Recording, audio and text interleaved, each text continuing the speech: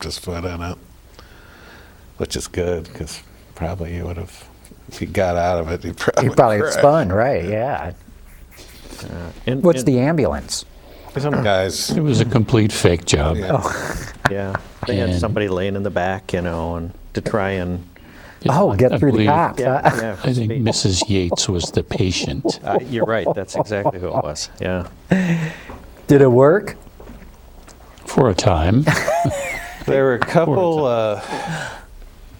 couple of movies made, right? There was Gumball Rally. Cannonball.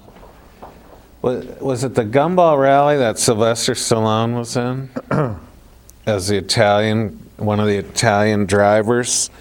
I think it was Gumball Rally, the opening actually had real footage in Manhattan and they cordoned off the streets. You could tell it was like 5 a.m. and they had cars really going fast.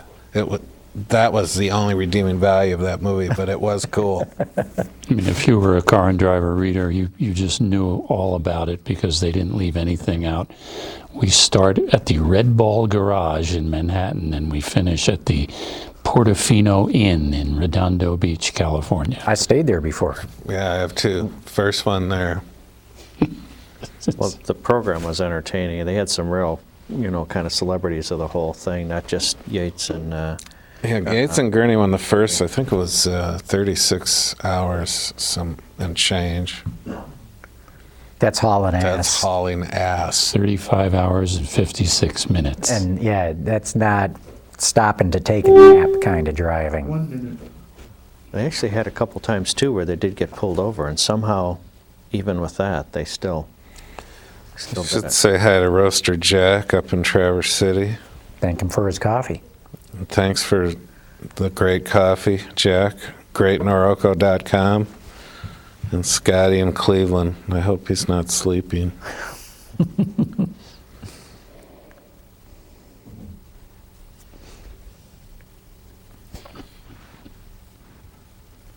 $30 seconds.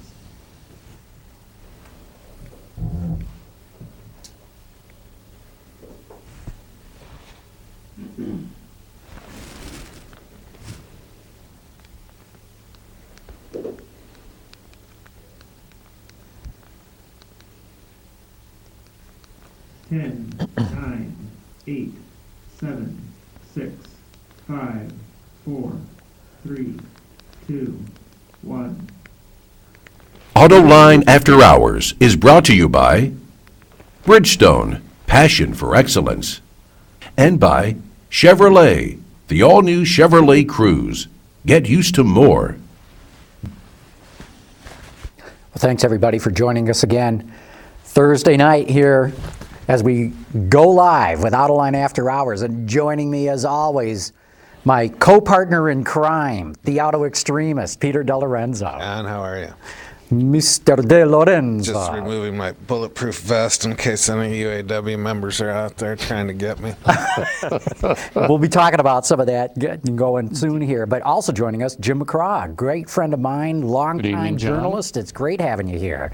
Lovely to be here. And Thank I'm not you. sure, who do I identify you being with these days? Just too many. Just Too many, don't yeah, bother. many. Freelance automotive journalist.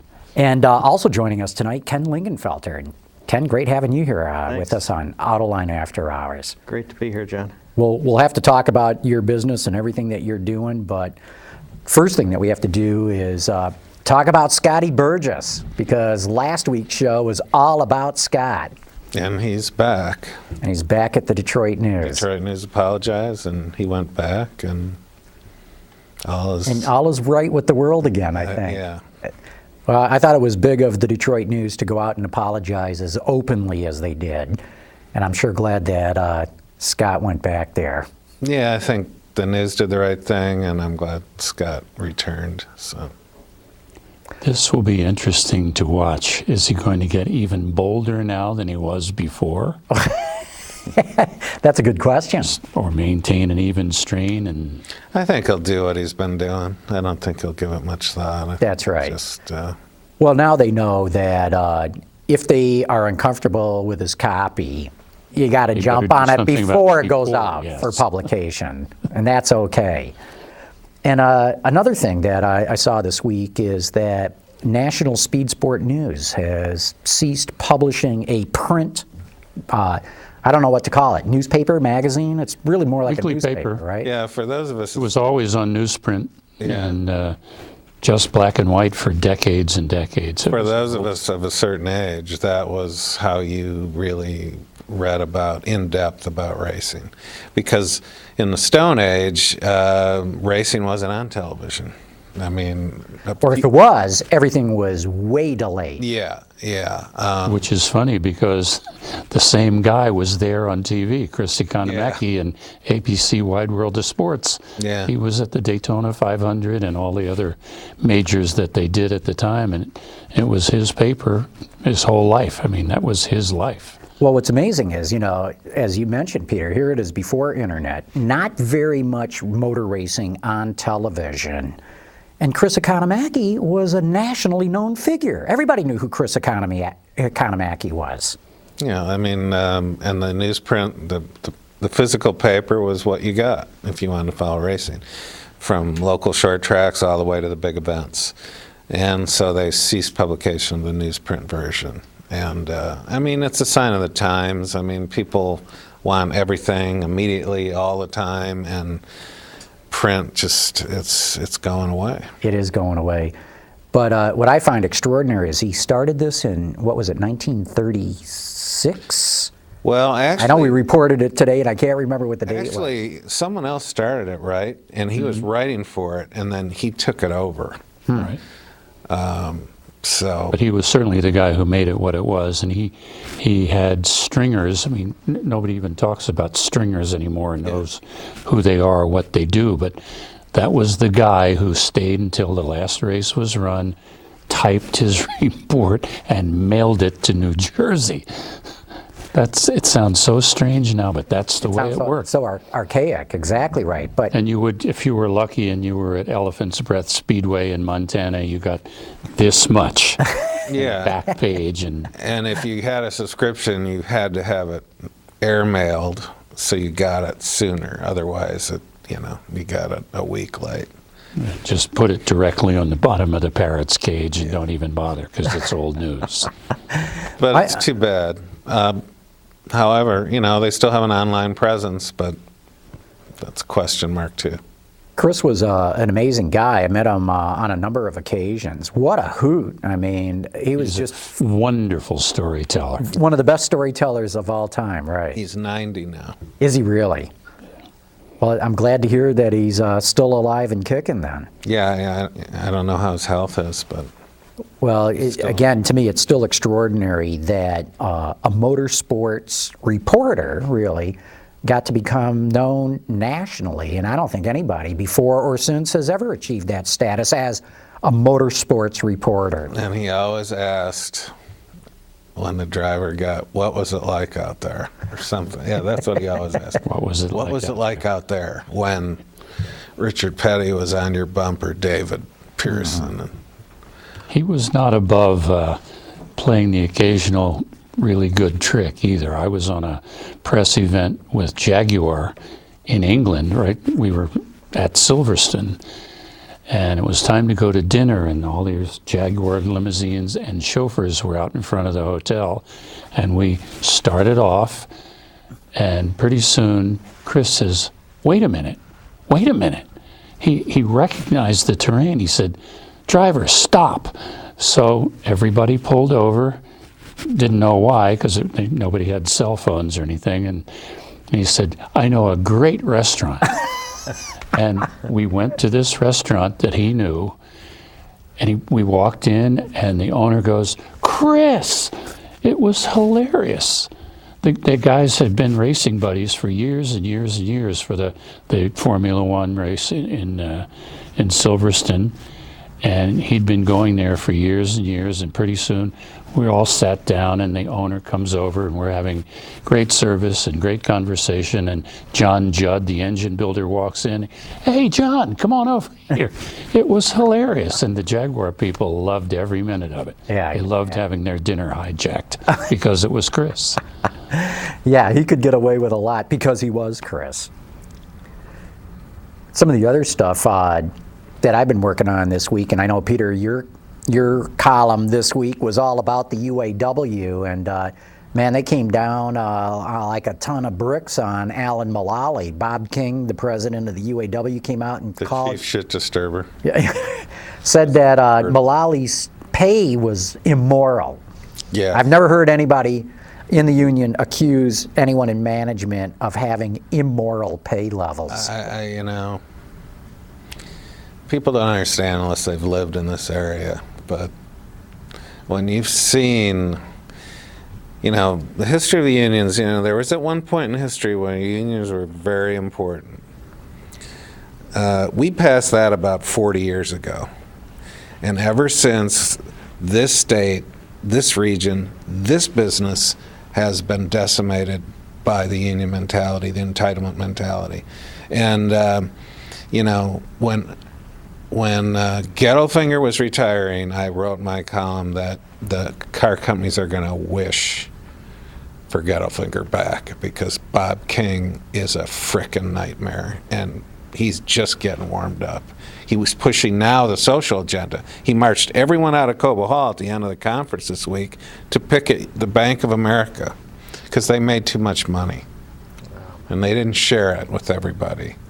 I'm sorry, but sharing the wealth thing, people don't understand how, you know, all I hear is, oh, these guys don't work. Alan Mulally doesn't work. None of these guys work. They have no idea what it's like to be an executive in this business, in this town, especially the last 5 years. It has been an up-at-dawn, pride-swallowing siege. Thanks, Cameron Crowe, for that line from Jerry Maguire. And it's 24/7, and people don't understand it. Jim, you've seen it? I have. I mean, these guys and gals, they work, you know, yeah, I'm not saying that what the UAW members do good work, they're involved, they come in, they do their job, and they leave. These guys, the job never leaves.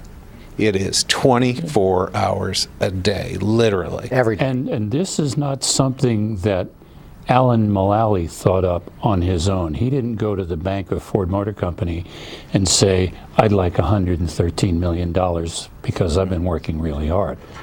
This was voted, I believe, by the board of directors. Yeah, and don't forget the swing, financial swing of Ford, you know, before Alan got there to now is in the hundreds and hundreds of billions of dollars.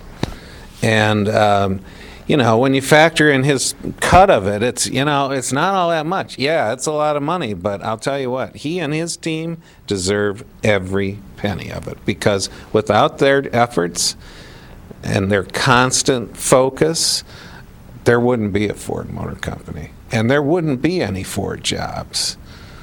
So, well, I think Not part to of mention that they never took a dime from Uncle Gov. Did it all on their own. and they still have a long way to go. Well, and they still have the mortgage payments to Goldman Sachs. to Yeah, borrow and make no $26 mistake. billion. Yeah, and make no mistake. Bob King and his minions are saying, "Oh, we want our cut." Detroit isn't out of the woods yet. no, Not by a long shot. I mean, we've just seen what's happened in Japan with this horrible tragedy of the tsunami and the nuclear stuff and the shutdowns of the plants and the supplier disruption. And, you know, just when Detroit is eking out some momentum, I mean, it could all go away. could all go away. So to sit up there and say, we want our cut, we gave it all up and we want it all back, I mean, it's just, you know, the fact of the matter is they really didn't take all that much in cuts. They really didn't take any pay cuts. They still have their pensions. They still have their health care. Yes, a lot of hourly people lost their jobs, but the ones who stayed all they gave up was future raises. They never really took cuts. They call that a cut. Oh, I didn't get my raise. I took a cut.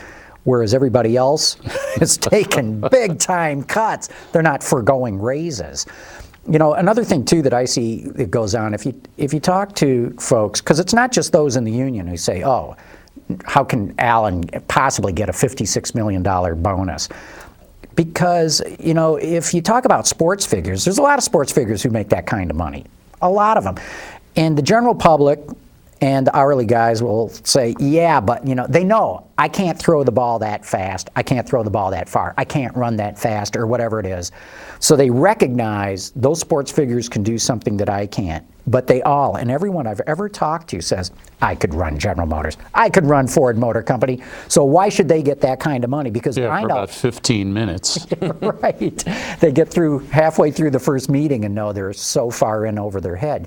But I find this amongst people is they all believe they can run these big corporations, so there's no way in hell that these CEOs should make the kind of money that they make. Yeah, and that's too bad. And you bring up a good analogy with the sports figures. I mean, come on.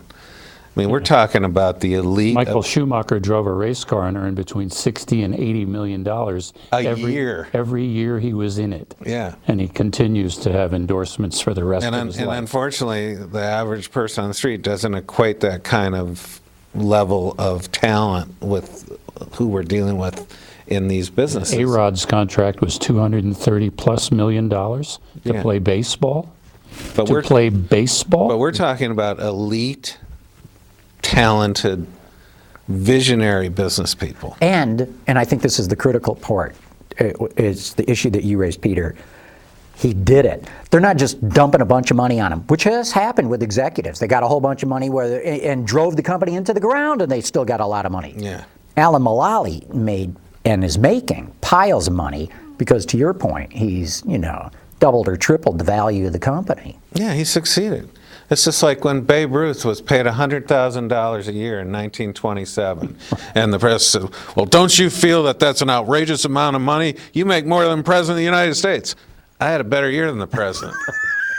Still one of the greatest quotes ever. I had a better year than he did. And you know what? Alan Mulally's had a better year than 25 A-Rods put together. Not just 1 year, 4 years. And he didn't luck out. That's the other thing. He went in and has transformed that company. Oh, yeah. And I think he's even transforming the culture. You know, we're all hoping that he hangs on a few more years, because if he does, he will have achieved a total culture change there. So I don't know what the employee count is now at Ford Motor Company. It used to be 360,000 people, but even if it's now 150,000 worldwide, they all depend on him. A-Rod has 24 other guys on his little team. Right. I mean, a lot of, you know, it's been a horrible 4 years for the U.S. automobile industry. A lot of people lost their jobs, not just hourly people. Countless thousands of salaried people lost their jobs. And they lost everything. And this state has been decimated. So I really take umbrage with the UAW resurrecting this hoary rhetoric of this old thing, we got to get ours and all this stuff, where this state, and we're just barely off the mat, and it could easily go south. It's not the time to start ratcheting up that rhetoric. It isn't. And Bob King, you know, all the UAW people, they see this far in front of them and this far to the side, and that's it. In light of the mess that the Japanese supply chain is in, his timing was really bad. Yeah. I mean, when you talk to almost anybody about, well, who makes your ignition system? Nippon Denso. Oh yeah, where is that made? Oh, it's in Japan. Well, if that little plant is shut down, this Dodge or that Chevrolet has no ignition system, so we can't finish it. Remember that old just-in-time thing? We cannot sell it. Right. Yeah. Remember that old just-in-time philosophy? Man. Well, let's get into that in a minute, but let's take a quick break for one of our sponsors right now, and we're pleased to say that Chevrolet is a sponsor of the show. Check it out at Chevrolet.com/cruise. They've got all kinds of things on that that car that you may want to check out. We've been talking about this all along. Bluetooth connectivity, 2 accessory power outlets, one in the front, one in the back for rear passengers. OnStar turn by turn, a whole bunch of other stuff, rear park assist, rollover mitigation. And like I said, it's just too much to go on right here about, but you can check it out at Chevrolet.com/cruise, and of course that's CRUZE. So yeah, this is amazing, this disruption that's gone on in Japan. You know, I said from the very beginning, look, if they're closed down a week or two, okay, the system can absorb that. But if it goes beyond that, watch out. And now it's like every day we're reporting that production is being delayed again. Just by a few days here and a few days there, but you know, that's all it takes. adds up. That sends ripples out, you know. Well, you know, sure, because GM closes Shreveport, Louisiana, where they make the Colorado and the Canyon. Next thing you know, Tonawanda engine plant's closing down because it ships to the plant. And I don't know what else is going on, but to your point, Peter, the ripple effect. You know, stamping plant's going to go down, then the transmission plant's going to go down, then the seat supplier, and the whole supplier community is going to be affected by it. And that's just one plant. Yeah, and you know, this business is on a fragile footing anyway. You know, yeah, there's signs of life and there's profits and all that, but you're talking about an industry that lost hundreds of billions of dollars for years. And this disaster in Japan is going to have a negative effect. Well, Toyota's announced that its plants in North America are going to be affected. And you know, if it's Toyota, then Honda and Nissan are likely to be affected as well. Yeah. And you know, there's reports coming out of Europe now that they see disruptions hitting there. So, yeah, for the union to come out and say, okay, we want it all back, is pretty short-sighted. Spectacularly bad timing. He should have just shut up. But he didn't. But he didn't. That's right. Oh, well. Well, we'll have to see how that all evolves. But let's talk about more fun stuff. Let's talk about our other guest who's here, Ken Lingenfelter. Ken, it's great to have you here. Horsepower. Yeah. Boy, and we like to make horsepower, let me tell you. So. Well, first off, we got to start out by explaining to the audience who you are, because we messed up in one of our promos for today's show, saying that you're the one who started Lingenfelter, and you're not. Right. So let's get the story of what the company's all about. Sure. You know, the thing is, the company itself was started 35 years ago by John Lingenfelter. John was a distant cousin of mine, and very distant, but John was a Penn State grad, extremely focused on the engineering side of the business, incredible car enthusiast, absolutely over-the-top drag racer. Actually, years ago he said to me, he said, I'm probably going to kill myself drag racing. Unfortunately, that's what happened. John was severely injured in some testing of a Chevy Cavalier, believe it or not, had about 1,400 horsepower, and was out at... I can't even imagine a Cavalier with 1,400 horsepower. Unbelievable, but he did the drag strip at about 6.2 in that thing. Was out at Pomona, had a horrendous accident. The accident itself didn't kill him, but injuries from the accident cost him his life later that year. Actually died Christmas Day of 2003. He had 13 NHRA Grand National titles. Everybody knew the Lingenfelter name. Built an incredible brand that I'm really proud I've got an opportunity to take forward now. So how did you come into the picture? Well, you know, I've been an enthusiast. I mean, my parents talk about the fact when I was 3 or 4, I'd stand on the hump of the '55 Chevy and name every car that went by. And I think I probably had every Matchbox toy that they made back then. I just have been a car enthusiast forever. I actually had a career in the real estate development and title insurance and real estate business, and had started my companies back when I was 23. Built those companies, took them across probably the eastern side of the country, had something short of 3,000 employees, and had an incredible, great career. I built a business during a business window that from 1978 to 2003 when I sold the business to a First American Corporation, a very large public company. And all during that time, I collected cars, and I had John build a couple of cars for me, and I stayed very in tune with racing and did some racing and just had a blast. After John had passed away, his daughters got the company. They, in turn, sold it to some partners that were people that were locally running the building or the business. And I think they were car guys, but they really weren't business people.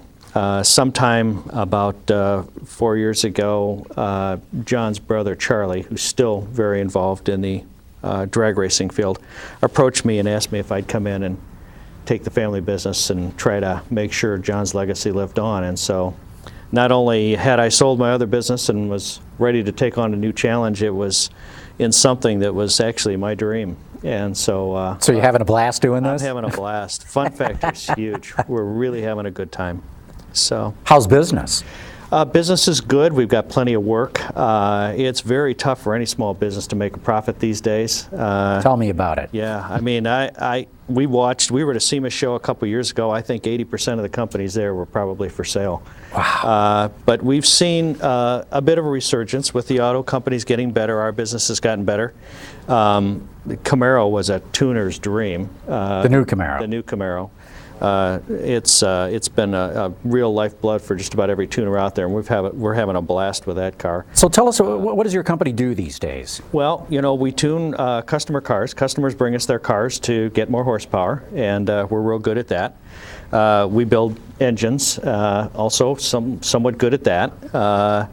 We do some racing and drag racing mostly. We do a little bit. We've got a few clients and customers that do road racing, and that's a fun part of our business also.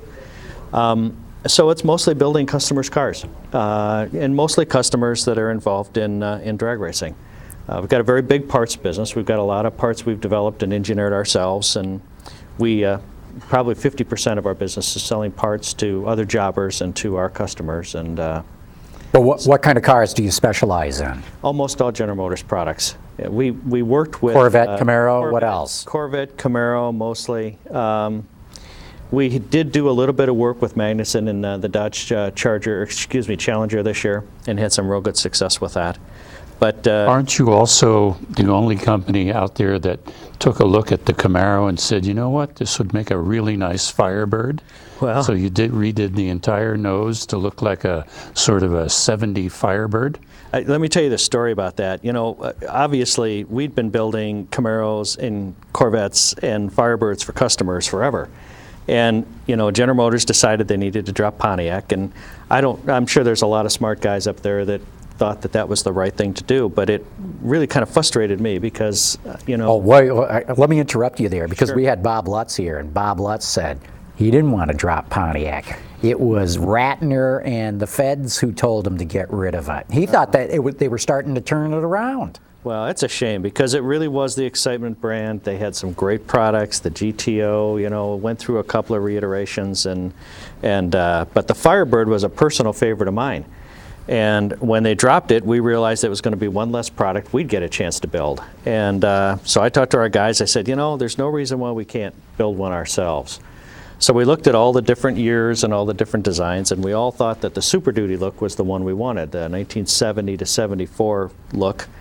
And we put our heads together, decided what the car had to have and didn't have, you know, with the gills on the side and the shaker hood and the vinyl blue interior, and we built a concept car that we wanted to take out to SEMA. And the goal was to just show it off and have some fun. And we took it out, we put it in the Nito tire booth, and it was a smashing success. We got more attention from more people. Here, we got it up on the screen right now. We put a 455 cubic inch engine in it. It was our motor we built, 655 horsepower. It's got honeycomb wheels. You can't see them in that picture. And it looks authentic. I mean, it looks true. That's what amazed me when I saw the car, was it looks pretty good. Yeah, you know, John, our goal was to make the car look like we thought General Motors should have built it. So it really does look like an OEM car.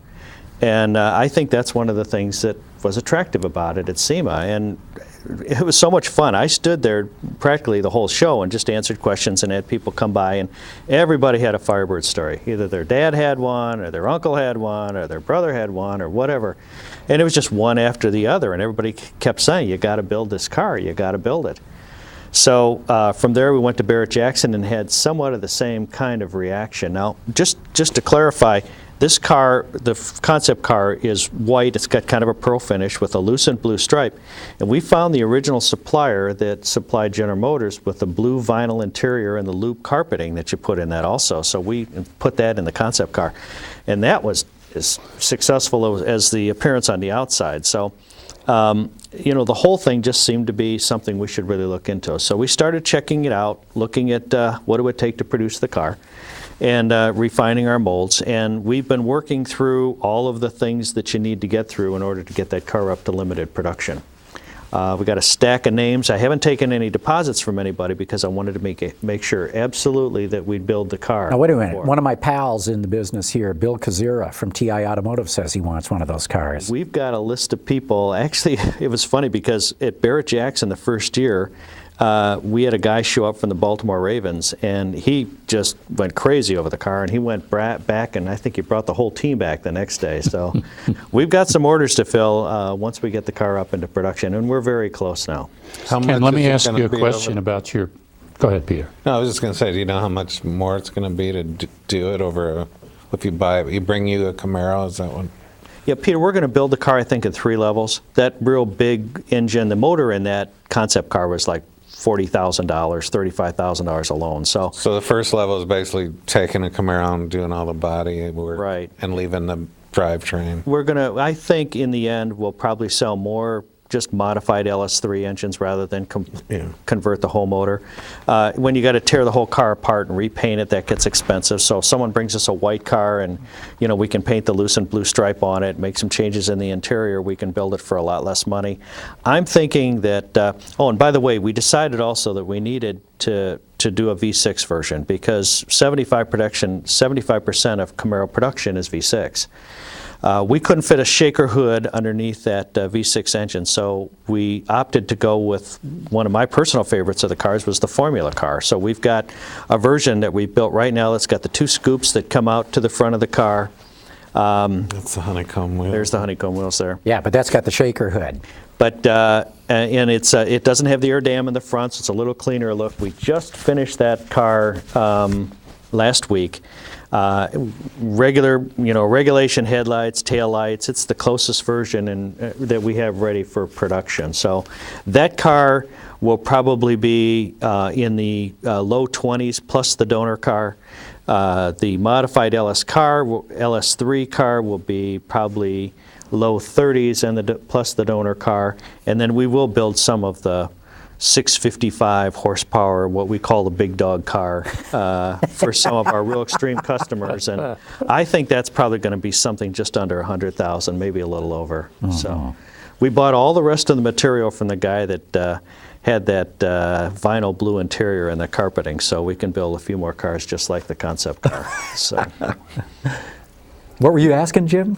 Basically, what's the business model, and that's the answer. You have to get a donor car to get around all the crazy federal regulations. You put miles on it, and you present it to them, and they turn it into the Pontiac of your dreams.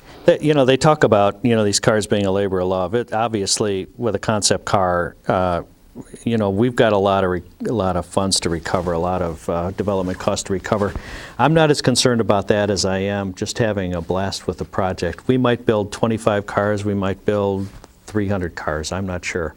We'll be ready to fill orders and we'll build them as long as we can.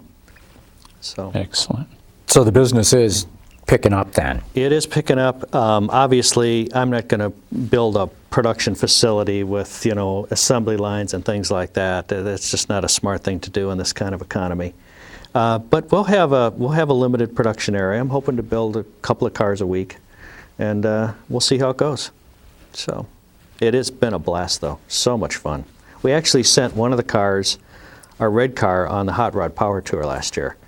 And it was amazing, the stories. People were coming up to us and telling us how General Motors is going to build this car and everything else, and we're just kind of, no, that's not, you don't really have that quite right. You know, this is our car.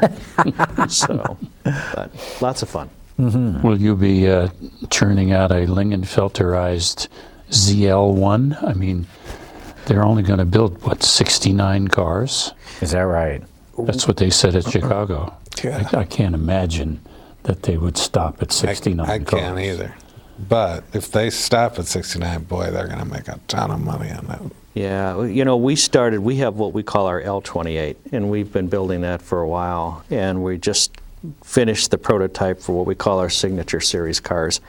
That's a body kit with our L28 body kit with the big motor and everything else. And so I guess the simple answer to your question is there'll be maybe some kind of LT1, but it'll bear the Lingenfelter name. So we don't want to get in any trouble with anybody. No. What's the market for those cars in terms of resale and all those sorts of things? I mean, this is something that you buy because you love it, right? And Yeah, I think it is. I mean, anybody who thinks that, you know, they're going to make money on cars of any kind, I mean, this has been kind of an up and down market. As you know, John, I've got a large car collection also.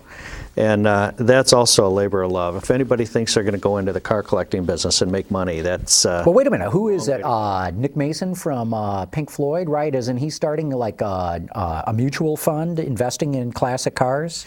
Well, good luck to him. You know, I'm not going to be buying any of those, buying into that mutual fund. You know, the ups and downs, there have been a few guys that have hit some home runs, obviously. You know, there were some guys that had some Hemi Cudas at the time when they were really hot, and I'm sure glad I didn't get stuck with one of those that somebody needed $2 million or $1.5 million for.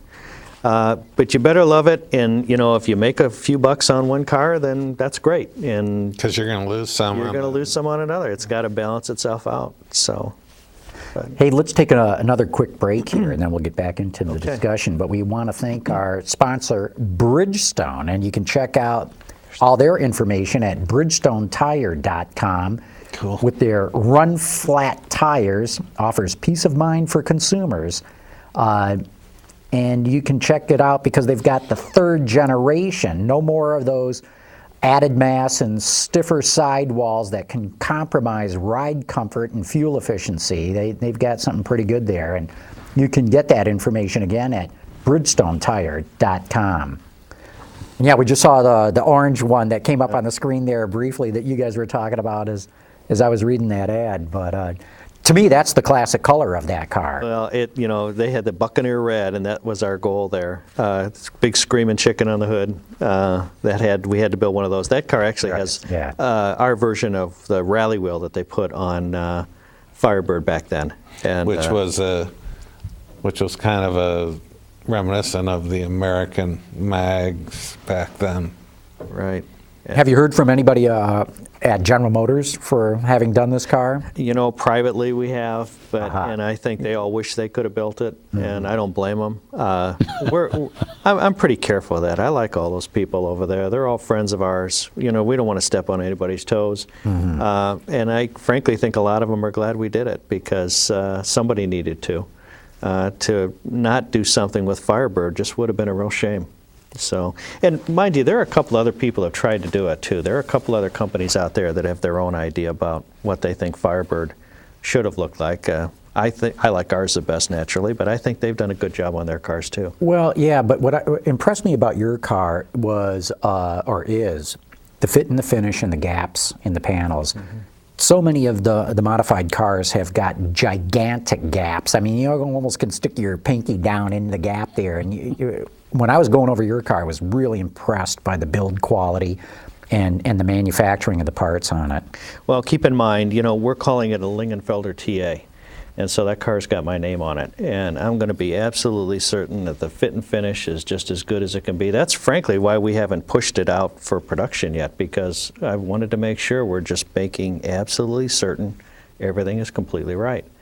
And when those cars are out, I'm going to be very comfortable that my name is on them. And I think our customers will be very happy with them. So, cool. You mentioned you got a car collection. Tell us a little bit about that. And I think Jim, didn't you bring some pictures along of Yes, that? Ken and I Seen it. got together for a short. He was having a very busy day, so his curator let me in, and I shot just about every car in the place. It's many and varied. There's not a particular theme, but I think you have probably collected more interesting Callaway Corvettes than anybody short of Reeves Callaway. There you go. And he has a wonderful muscle collection. Yeah. All kinds. You've seen it, Peter. Yeah, it's very cool. You know, again, fun factor with that has been really high. Jim's right, there's no real theme. It's cars I liked. But if you looked at it, it's about 30% muscle cars, and it's about 30% exotic cars, and about 40% Corvettes That's and that, Lingenfelter products. the Daytona, is that one? No, that's That's the prototype V8. Right. Duntov Mule. Yep. Right. Duntov Mule. Yeah, Where'd you yeah. get your hands on that? Well, You know, that's a good question, because I think I was just at the right place at the right time. I bought that car at auction. The reserve on it was way up in the ceiling. I thought, well, I'd love that car, but I'll never be able to buy it. I always try to keep a limit on myself. And it came across the option block at a price I thought was pretty good. So I picked it up, and it's been all over the place. Articles been written on it. There's books about it. There's coffee table books that the car is in. So when it's one of one. You got something Pretty special rare. there. As That's rare right. as it gets. you know, Smokey Yannick built the motor in that car. Did he really? That car survived a tornado. We've got pictures of that. It's got So it's quite a got real historical value, It not really just does. the appeal of being a car like it is. Right, and boy, it even sounds great for a car that old and everything else. It's got a wonderful sound to it. So Well, that's cool. Peter gave me Smokey Yunick's book, his autobiography. What an amazing story. What an amazing guy. So to have a car, especially a Duntov car with a Yunick engine in it, that, like you say, Jim, one of a kind. One. it's pretty cool. We've got the only supercharged 53 Corvette also. Very, very unique car. It wasn't supercharged by General Motors, but it was done by McCullough. They were trying to convince... McCullough, as in the chainsaw guys? Yeah. They had decided that they wanted to convince General Motors to use the supercharger rather than a V8. Now, obviously, the V8 won out. So you get that nice, smooth inline six. Blue flame, yeah. Actually, I think it probably increased the horsepower about 10, but but it's pretty cool. You know, you got that supercharger sitting on there, a couple little extra gauges on the dashboard, and so it gets a lot of attention. Actually, Bill Warner asked me to bring it down to Amelia Island next year for the Excellent. Corvette show down there. So it'd be nice to show up. Well, you should call him back and say, I'm only going to bring the Supercharged if I can bring the Duntov Mule. Oh, he wants that car too. That's going also. So, yeah. I don't. So you don't have brass cars or No. things like that. You're into cars that go fast. I'm into cars that go fast. When I was a teenager, it was the late 60s, early 70s. All the muscle cars were really out there. You know, Telegraph Road and Woodward Avenue were places where everybody got together, and you know, there was a race or two going on back then. Those were my favorites. I tried real hard to acquire the cars that were cars I couldn't afford back then, would have liked to have had. But there's about 160 cars in the collection right now, and like I said, 30% of them are muscle cars. Wow. So, 160 cars. That's a nice collection. it's fun. I can't open it to the public, but we do. This has been a real positive thing. We've been doing a bunch of charity events in there.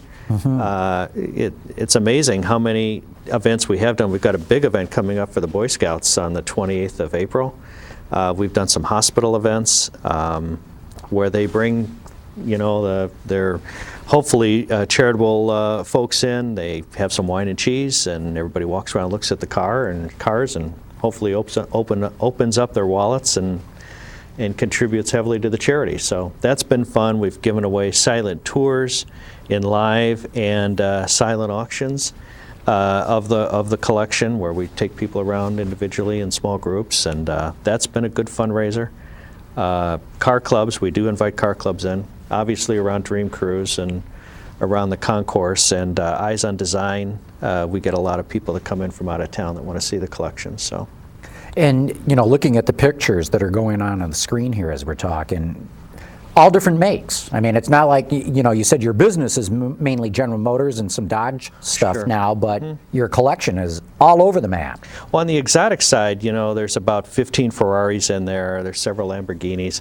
I do have a Bugatti Veyron in there. That's pretty cool. There were only 20 Lamborghini Reventons made. There's a Reventon in the collection. An Enzo Ferrari, 288 GTO. Just a lot of really fun cars, and again, cars I liked. Jim mentioned Reeves Calloway a little while ago. Reeves and I have been very good friends, and you know, we kind of were competitors also. Reeves and Jim are also, but Reeves and I built a couple of cars together. One of them was the latest Speedster off of his C16 car, and we took the cover off of that at Pebble Beach about 3 years ago, and just had a blast with that project too.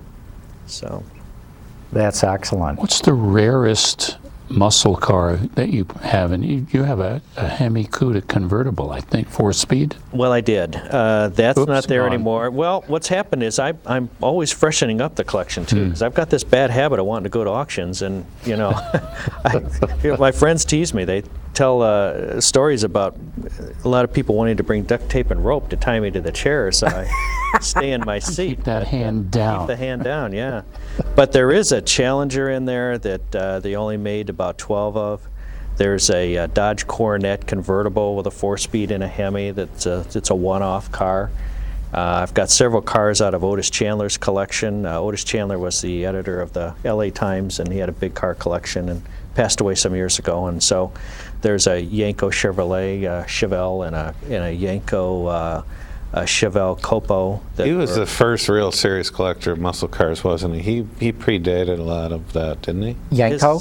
No, Chandler. Oh, Chandler. Yeah, he did have a very serious collection, and He started with motorcycles. Yeah. And when he got as many of those as, I mean, you can fit a lot more motorcycles in any given building than cars, but I guess he just said enough, and then he started collecting muscle cars very seriously. But Yeah. he had some beautiful classics too. I felt awful fortunate too. I was at Barrett Jackson when they started to auction off some of the GM Heritage collection, and so I've got some cars that you know, came out of that collection. In our, They let some pretty good cars go there. I'm pretty pleased with the ones I got. I'm very excited about. When I saw the list of what they were selling off, this preceding the whole bankruptcy and everything, I was kind of astonished at some of the vehicles they let go. They told me, however, those were mostly duplicates. I don't know if that was Yeah. the case. I think so. I think to a certain degree. I mean, if you get out to the Heritage Collection these days, there's still some really good cars out there. They had several warehouses full of cars, but I think it was probably hard on a lot of people to see any of them go.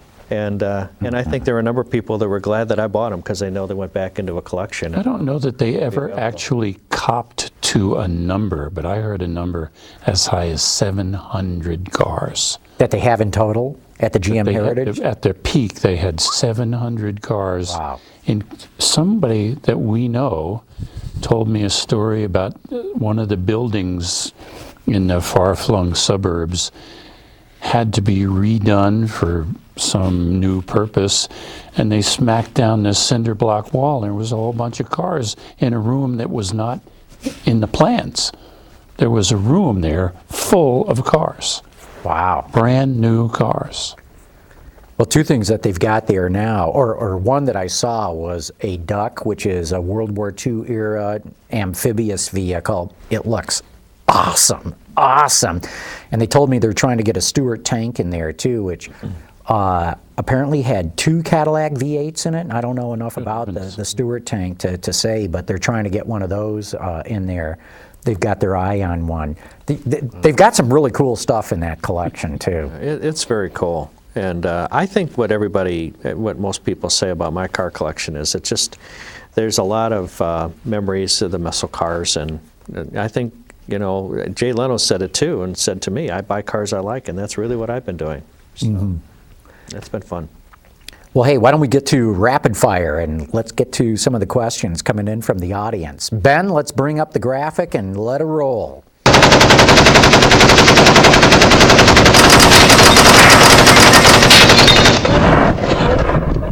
Okay, Bill Warner founder and co-chairman of the Amelia Island Concours d'Elegance. What does he want? Well, he heard our question about, are collector cars a good investment? And he says collector cars are a good investment if you live long enough.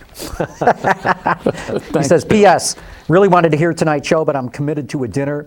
Maybe just committed. Says, John, we missed you at Amelia. Yeah, I know. I got to get down there. I'll try to do that next year. Davin says, it's my understanding that this is the aftermarket SLP ZL1s that will be limited to 69 units, not the regular production ZL1 from General Motors, which will probably be a few thousand units a year like the GT500.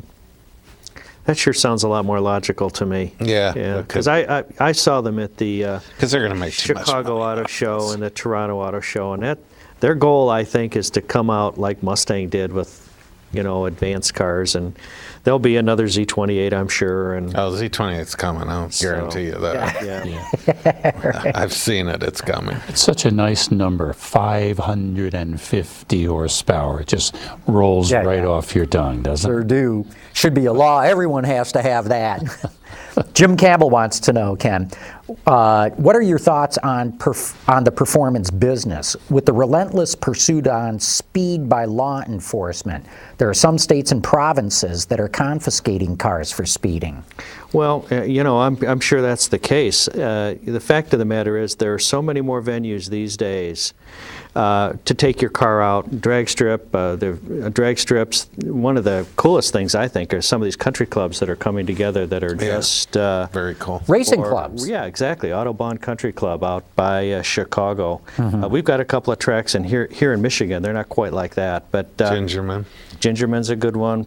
Waterford opens up once in a while. So there are places to go out and enjoy. Get your yayas out on the track. Exactly. Right. But, we don't encourage our customers to street race. We know they probably do. And But, it's like Mario Andretti always said, you pick your chances. When you got a wide open road and there's not neighborhood kids, that's when you let it open up. Don't be stupid about it. I think some of our performance car customers, just like, the fact that there's all that power underneath their foot and the noise our cars make is just incredible. So I'm a big noise guy. If the guys build a car for me, it better sound like a muscle car. So. VRM Chris wants to know, will Lingenfelter do tuning on smaller vehicles, given that vehicles are going smaller as well as engines? One of our claims to fame was our ability to tune Ecotec engines and such. Yeah, we're looking at that. We're looking at also some of our younger customers and some things that they might like. We've got a couple things back on our internal dyno I can't talk about, but they're not V8s, and so there's some opportunity there. I think there's a lot of fun in that end. The problem I have is you can't make them sound like a V8. That's a problem, yeah. Exhaust note counts. It really does. It really does, yeah. Okay, whoops, they're changing things on the fly on me here. 1 second. What are your three, this is from Goggles Pisano. What are your three favorite GM cars to tune? Well, obviously the Camaro. As I said earlier, the Camaro is a tuner's dream, and we're doing some wonderful things with it. Obviously, we can get more out of the LS3 that's in it. The car we're going to take down to the Camaro Forum in Chandler in a few weeks is going to be a 427. It'll be a twin-turbo car. Superchargers are great either through Magnuson or through Eldebrock. We've worked a lot with Vic Eldebrock and the new E4 superchargers for those cars. And Corvettes, we've got a steady line of customers for Corvettes. They bring us their C5 and then they bring us their C6. And I'm sure once the new Corvette is done, we'll get a chance to focus on whatever they do with that. So. Cool. I see we've got some phone calls coming in. Ben, let's bring in one of them. Hey guys, hey, I had a question for the Autoline board there. With all the technology they have today, is there really a need for premium fuel? Like you guys get, Sonata has the 2.0 turbo that runs off of 87 octane, and racing teams using E85. I was just wondering if it was even a need for 91 octane or premium fuel. Thanks, guys. Do a good job. I think it's up to the manufacturer. I mean, if they rated that it needs it, you should run it. Now, manufacturers some of them will admit that if you run lower octane, they won't deliver the power. But I think you go with what the manufacturer suggests. I would say, though, that, for regular, everyday folks, you probably shouldn't design an engine that needs premium. For performance cars, absolutely. High octane makes a huge difference. And if you have an ox sensor that can take advantage of that octane, all the better still. But, there are a lot of Volkswagens that have to run premium. There are. BMWs and... But you're right, John. I mean, the way that the electronics all works together now with NOx sensing, and if you put 110 octane race gas in an engine, and it's never going to hear knock. It just keeps advancing the spark and makes more power, especially when it's boosted. Especially when it's boosted. In fact, we just got a release, I think, yesterday from Ford, which has figured out a new way of calculating the alcohol or ethanol content in gasoline. They do it on molecule on a molecular level rather than the volume. Exactly right. Yeah. Exactly right. And again, with EcoBoost and a NOx sensor, as you're talking about there, Jim, that's one of the things that's overlooked about ethanol is it's high octane. It's 110 octane, and if you can take advantage of that, you can. In fact, Ricardo built an engine running on E85 that got better fuel economy than running on pure gasoline by taking advantage of the higher octane in it. So there's fun things that you can play around with on that regard. Ben, let's bring in another one of those phone calls. Hi, it's Jim Campbell calling from Calgary, Canada.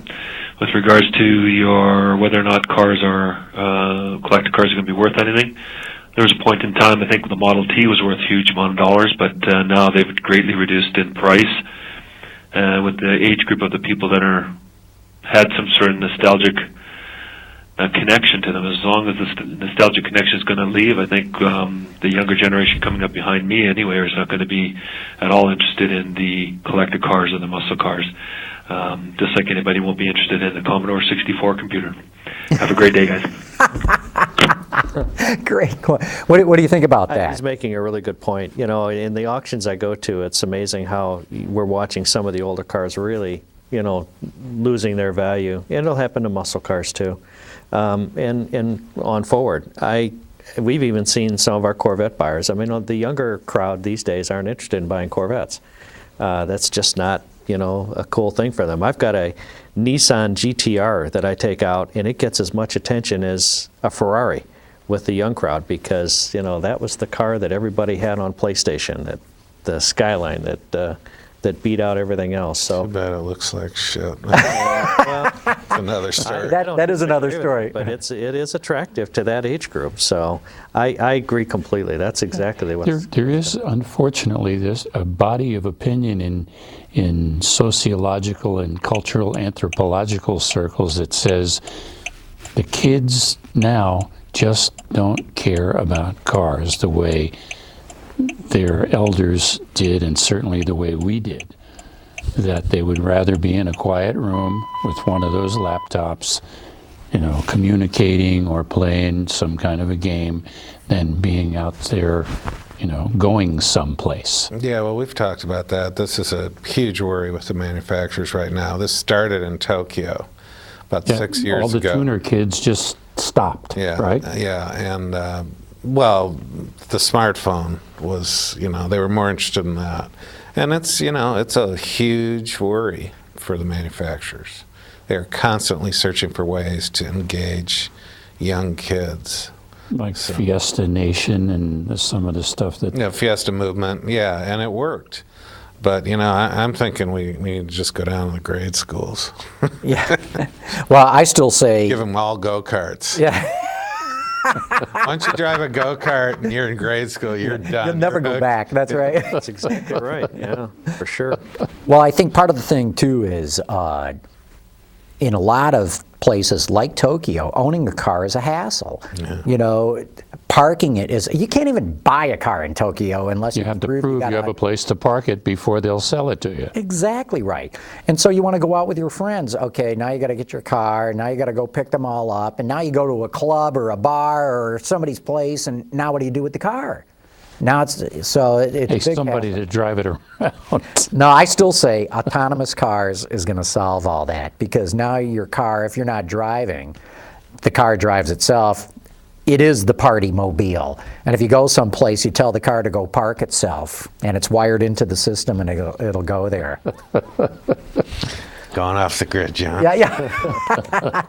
But there's got to be some cars that, irrespective of generational change, just hold their value. There's got to be cars that transcend that. There really are. I mean, you know, in the word is, and when you go to auctions, they always say they're real good cars. Cars that, you know, are real cars that aren't fake cars.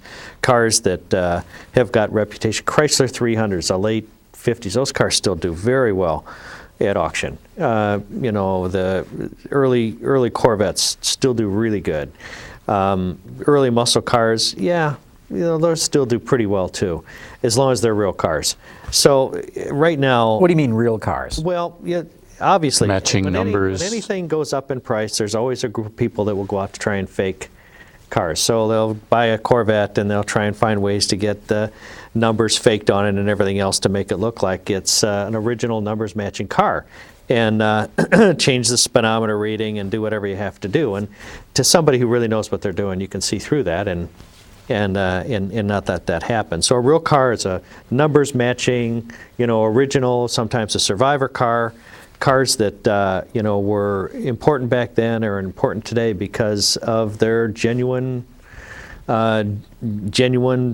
factory original parts and things like that. So yeah, those are real cars, and those still do really well at auction. They really do. Yeah.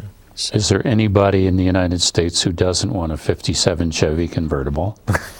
I'm sure there's a Talk about an few, icon. but, you know, to, you know, what we were saying before, yeah, I think a lot of people, if they just look at a car, it has very expressive styling. I think that's the key right there, that people just go, wow, that looks so cool, and man, wouldn't I look cool in it.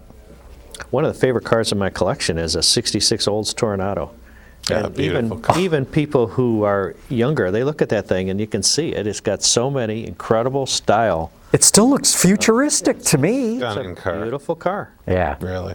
And the powertrain at that time, Engineered by Bob Stumple. Bob Stumple. Right. That's right, front wheel drive. Let's see, we got another call here. Ben, let's bring it in. Hi, John. This is Warren Webb from Paris, California. I'm calling in regards to Peter's remarks today about Bob King and the UAW, and I couldn't agree with him more.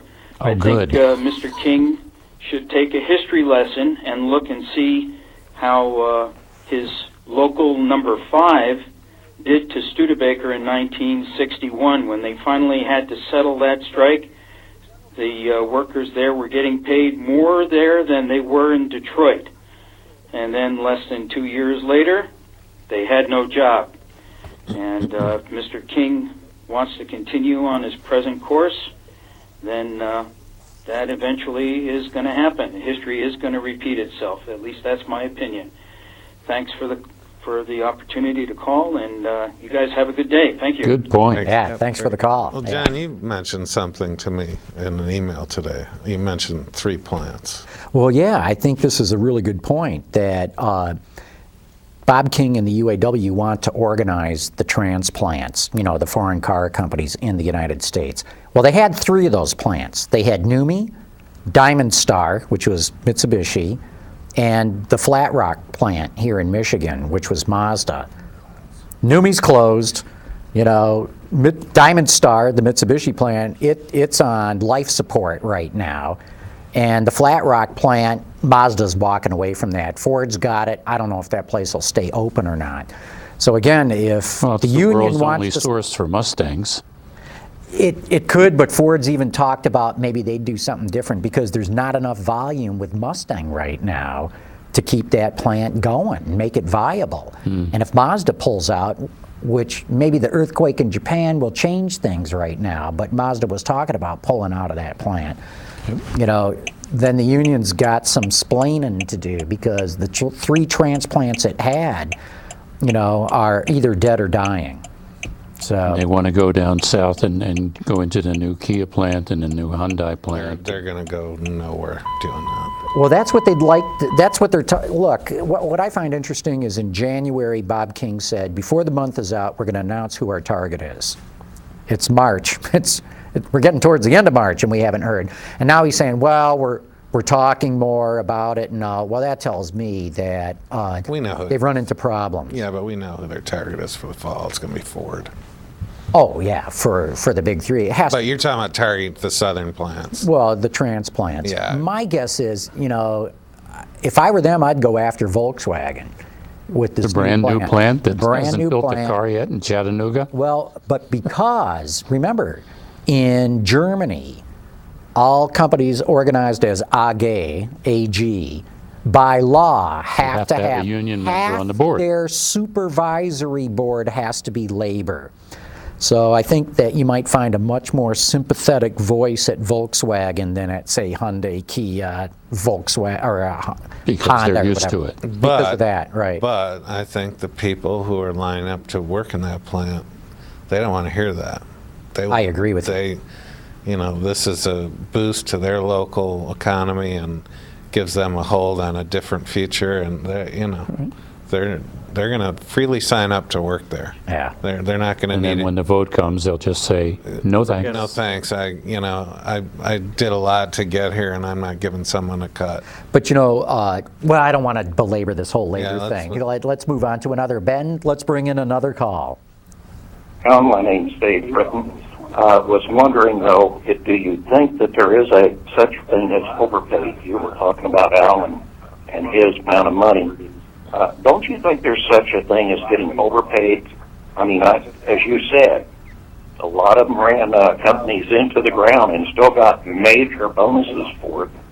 And maybe Alan does deserve it, but Wagner and all those that left from the time that Smith was in charge of GM all the way through WAC, I don't think there was any of them that deserved the bonuses they got. So just a thought. That may I'm be a true. UAW worker, and we did work hard on the line. Nothing built itself in an assembly plant. But have a good day. Enjoy your show. Thanks. Yeah, thanks. That might be true, but Alan deserves the money. I'll go on record.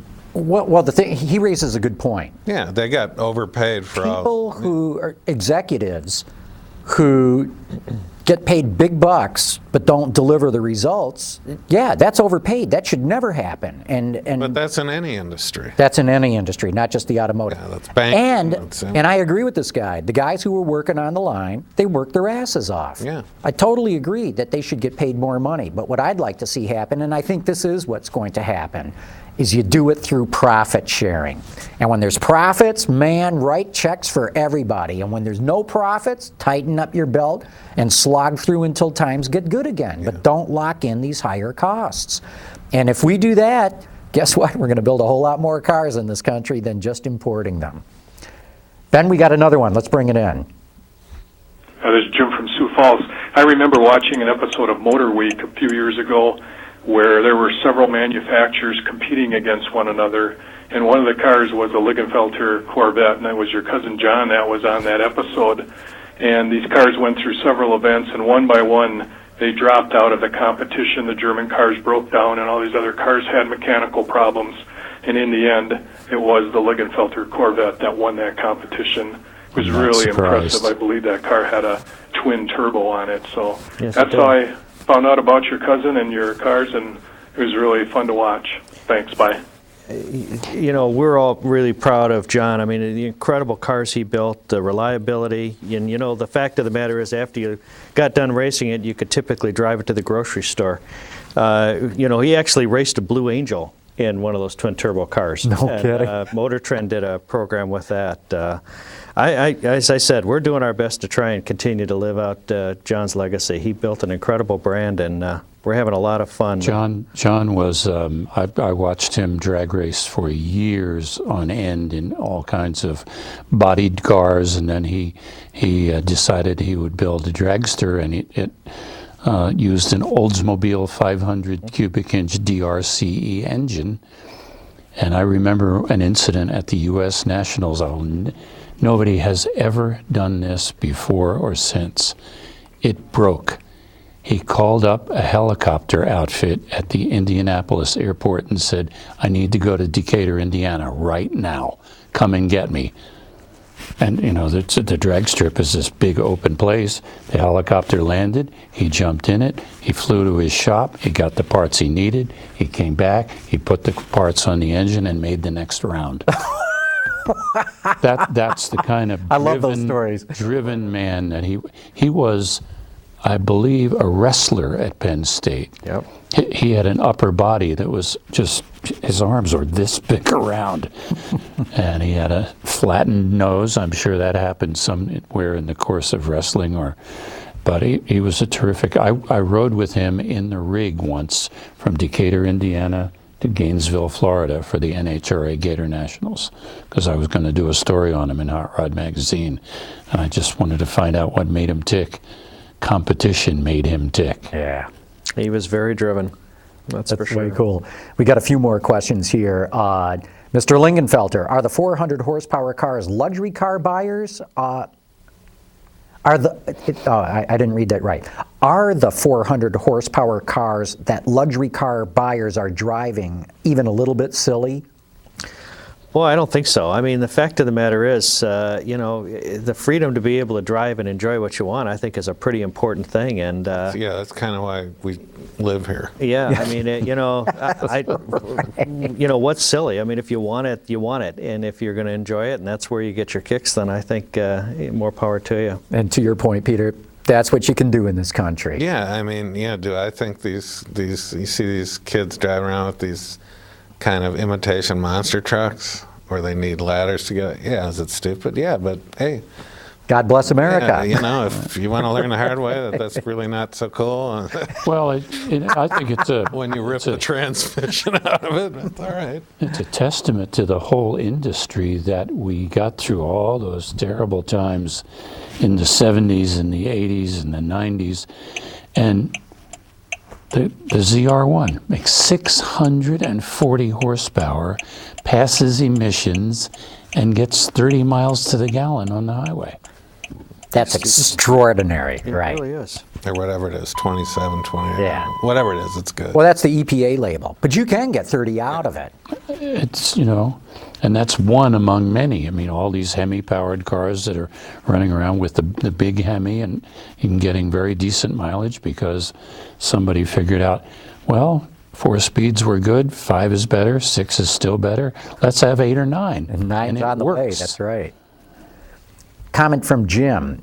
Have or would the Lingenfelter team ever go with Chevy to the IndyCar engine program? You know, that's probably a stretch. I think that Chevrolet and General Motors is real intent on building a lot of the things themselves these days. They really want this stuff to be their own product all the way through. So, you know, we're drag racers and road racers, and that's where we have our fun. That's where our customer group is, and I expect that's what we'll always do. You're going to say something, Jim? Well, they do have, General Motors does have a very, very nice engine building, professional racing engine building facility, not that far Not that from far where from we're here, about sitting. 15 minutes from here, right? And as he says, you know, That's where they they're- build all their top engines. and that's where they're going to apparently build all the Indy engines when that gets all sorted out. I guess next year we go to the new car and the new engine formula. Yeah, it's going to be That's right, pretty 2012, I think that's right. So Pedro Craig from Facebook is written in to say, I wonder if there's a turbo V6 in the future for the new GM Compact. Can you say Cyclone? Cyclone, Typhoon. Those were pretty cool vehicles. Grand National, GNX. Those were great cars right out of the box. exciting. Yeah. And they know how to do it better now than they did then. That was, what, 15 years And ago? also, I mean, the electronics are better. Everything's better, you know. Well, look, we ought to wrap it up here. but it's Oh, do we have to? We were just getting well, we rolling. don't have to, but it's, I got to cut my crew here so they can go home at some point too. But Ken, it's been great having you on the show here. Just great conversation. Thank you. It was a lot of fun for me too. Cool. Appreciate being here. Excellent. And Jim McCraw, great having you here. Thank you. Really It's been enjoyed really having fun. you on here. And I'm not going to say anything to Peter because he'll be back here next week anyway. Yeah, I showed up again. But as always, Peter, great having you here as well. And thanks, folks, for having tuned in. It's been great having you along with this. Autoline After Hours is brought to you by Bridgestone, passion for excellence, and by Chevrolet, the all-new Chevrolet Cruze. Get used to more. And Simon, I hope you're okay, man. Yeah, we hope Simon is definitely okay, and everybody in Japan. Boy, that's it's just been horrific watching that stuff. But they'll get back on their feet.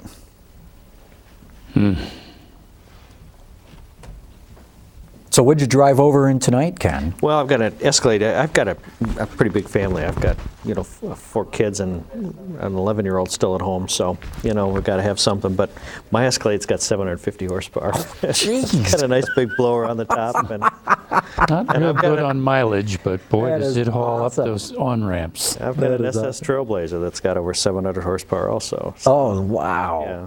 Those, so that, And those are your everyday drivers? my everyday drivers. I drove when I could get away with a 2-passenger car, I drove one of our ZR1s all last year. The ZR1 that we built's got 750 horsepower. And it does still get great gas mileage. It really does. On the highway, it does really well. But that was my daily driver most of last summer. And I can drive, I've got Ferraris, I've got Lamborghinis, but that ZR1 Corvette is an incredible product. That's really is. That's such an achievement, that car. I get so frustrated when people compare it to a Ferrari or Lamborghini because it's like a third of the money. And they always leave that out of the formula. It's the deal. It's the It really is. absolute winner. For the buck. When? No question about it. When, because we've had Ed Wellburn and talked with him about it, when they fix the interior. The interior's not that bad right now, but they got to bring it up to like Porsche levels of interior fit finish Which is coming materials. in the C7. Which is coming, right. think it will in the And I think C7. that will end the argument for anybody to say, oh, well, it's just a Corvette. I mean, and if it costs $5,000 to make a Porsche interior Do it. in the C7, people Well, will I come. mean- If you build it, they will definitely come. And don't forget, it wouldn't be $5,000. It'd be like something like, well, we need $700 more in this Right. interior. In any kind of volume. Yeah, and at that Price will point, come. the accountants should go sit down. Yeah. We're doing this. That's right. Because if we don't do it, we can't hear this anymore. That's right. And from what I'm hearing from these guys, they're not going to disappoint with the interior of the C7. That's right. Well, everybody who's there now in that group, they understand they have a chance to make history. Yeah. And to your point, Peter, too, if you start from the get-go with a clean sheet, you don't have to throw $5,000 into it. To your point, you can throw $700 into it, and people will their eyes will pop out when they see Shit, it. $200 a car would make a Yeah, difference in that's people's right. perception, in the volumes we're talking about. What's interesting is with this economy and what it's done to the hobby is, it's kind of taken things down a couple notches. So our customers who would have had us modifying C6s for them by now are going back to C5s. They're very affordable on eBay or used, and you can get a great C5 low mileage car that's just a cream puff somebody sat in their garage. You can put an E4 supercharger on it and have a blast. And even the early C6s, the 2005. And that's a 2006. bolt-on deal, right? The way Edelbrock does it. You It's just bolt-on. take the stuff off, put the stuff on, and start it up. That's right. Now, if you really want to have fun, you got to let us do a head and cam package on it too. That's what really does it. But I bought a 2008 yellow Corvette Z51 on eBay with about 4,000 miles on it for $33,000. Oh, my God. And we took it and put the E4 supercharger on it first, just bolt on, did the dyno on it, got 580 horsepower. Then we did our head and cam package on it. Now it does 670 horsepower. So you take the $33,000 you paid and the $15,000 that our package cost to put it on. Now you're at and 48. you've got ZR1 horsepower and performance from a, just a drag racer or type status. It doesn't have the suspension on it for under 50 grand. And it's a blast to drive. And it sounds wonderful. And so our customers are kind of going in that direction because, this economy's taken so much out of them. They're still in the hobby. They still want to do things, but they just can't afford to get to that next level. So, so we're working hard to fill that niche. And Elderbrock has allowed us. We've got the nice thing about the E-Force is it's a flat supercharger, so you don't have to change the hood. You still have to change the hood on the C5 Corvette. There's just not enough room. So, but the C6 Corvettes, that's a $2,000 expense by the time you buy the hood and paint it. And you don't have to do that with the E-Force, so. Wow. That's pretty impressive for under 50 grand. That's a pretty compelling package. And it's fun. It is so much fun to drive. Just Chip. Before you get on, Yeah. Ben would like you to do the promos for the other shows, for the upcoming guests, so he can put it into the podcast. Oh, yeah. We can get up now, right? Hold on a second, just let him run through that so you don't hear anything in the background. Yeah, I'd like to take a moment to promo some of the upcoming guests that we've got on the show, including next week, Joel Piaskowski, who is the head of all exterior design for Ford of the Americas. Coming up a couple of weeks after that, we have Bob Casey, the transportation curator at the Henry Ford Museum. The guy's a wealth of information. Later on, we're going to have Barb Samardich from Ford, who we think does all Ford powertrain, but I believe there's even more to that. We're going to have to look that up. And then in early May, we're going to have Larry Burns, who used to run all R&D for General Motors. He's now a professor at the University of Michigan, but that guy definitely knows technology, and that'll be a great show too. How's that? Awesome. All right, that's the right answer. Thanks, Ken. It was really fun. I haven't done a lot of it. Oh, You were fine. This is great. fine. You're This is very really fine. good. You did terrific.